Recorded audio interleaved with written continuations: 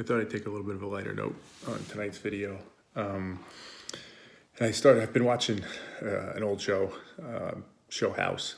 So it's the doctor show where the main character is, I believe his name's Hugh Laurie, but in the show he's Gregory House. If you haven't seen it, really good show, TV drama, medical drama, but it's based around this one character, Dr. House, who's really interesting. I've always found him really, really interesting and a character that I really, really like. And I think a lot of people did. It was a pretty popular show, mainly driven by him.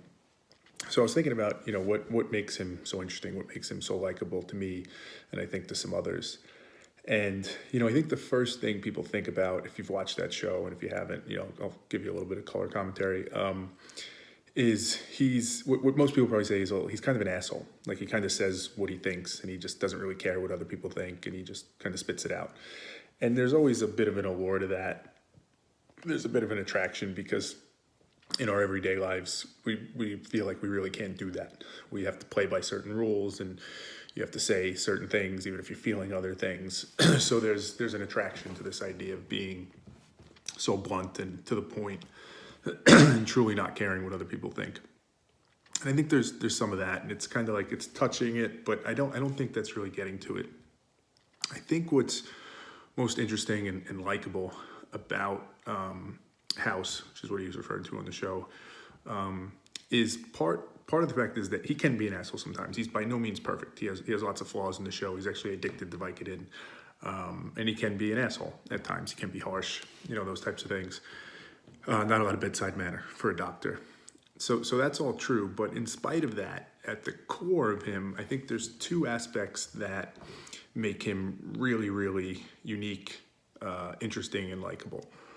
The first is he's super smart. Like, the premise of the show is he's a diagnostician who, if you can't solve the case, if you don't know what's wrong with a certain patient, House kind of figures it out. He figures out the puzzle, and he's super good at what he does, super smart.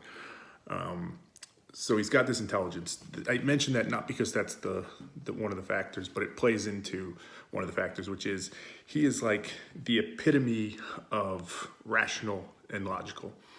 I talk about it all the time that I believe that there's a calculation that happens in all of our heads. Anytime we're making a decision, we're thinking through something, we're forming an opinion, taking an action, whatever it is, we're always doing some calculation. And in theory, our math is super tight. We have the right inputs. We value them the right way. We understand how the math works, and our calculations are cold, hard, like a computer would do. And I think he has that. Now, what's interesting about that is I've been thinking about this concept of saying somebody's rational. And I think it gets a bit of a bad rap at times because, as I just referenced, you can think of it as like cold, hard logic from a computer. So it seems like void of emotion, right? And there's no feeling to it. It's just the facts and just the data.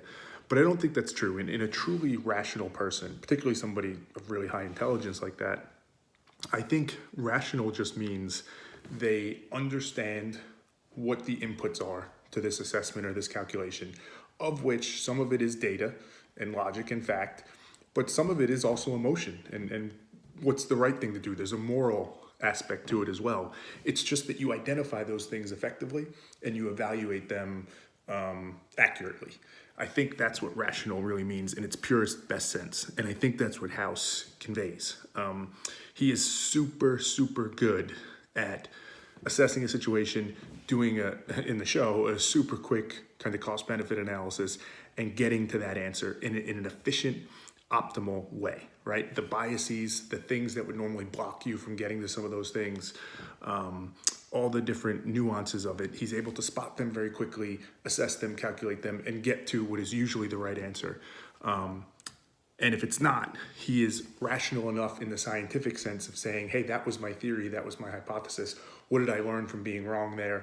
Let me go to the next thing. He's not wed to his beliefs. Again, it's that perfect, beautiful math that he does.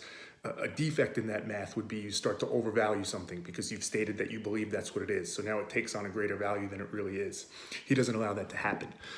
The math stays clean. It's valued just as much as it should be valued. If it's disproven, it's gone and it's on to the next thing. And there's something just beautiful about that, to see that in action, to see somebody be so pure in their rational thinking. Again, not dismissing emotion, factoring all those things in, but also not letting emotion stop you, valuing it appropriately. So if the answer is people aren't going to like it, but it's the right answer, that's it. That's all he knows, and he goes with it. Which leads to the second piece of it, which I think is his genuineness in it.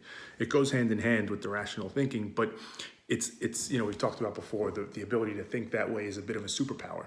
To be able to detach and truly see everything on the board and assess it effectively, it's a superpower. A lot of people use that superpower for a negative reason, to manipulate people.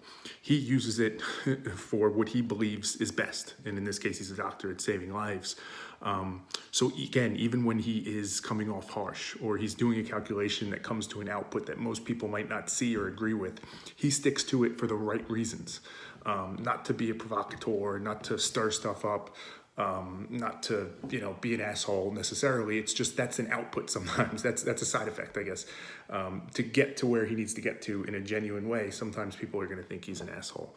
So I think it's the amazing thing about his character is when you combine those two traits, that beautiful, pure, rational thinking with complete genuineness around it.